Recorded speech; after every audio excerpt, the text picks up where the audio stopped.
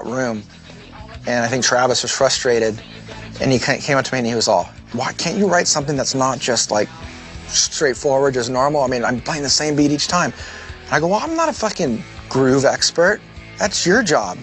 You're a kick-ass drummer. Why don't you tell me like how to play something that's rhythmic? And I remember he looked at me and this light bulb went off. Almost like, oh, well, I can play whatever I want.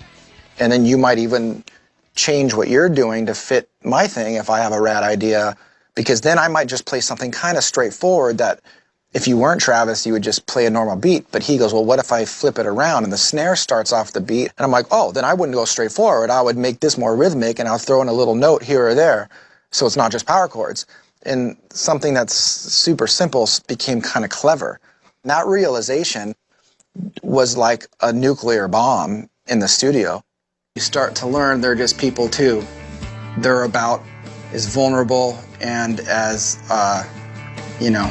destructible, as you are. And I think that's what's great about rock and roll. It's not about the music as much as it's about the emotion. And the emotion is what resonates with people. They feel something.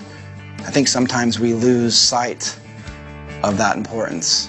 When you're a musician, you get caught up in the business, you get caught up in the work, you get caught up in the fame or whatever, and then all of a sudden someone slaps you upside the head with reality, and you're like, wow, art is really important. It's just really super important.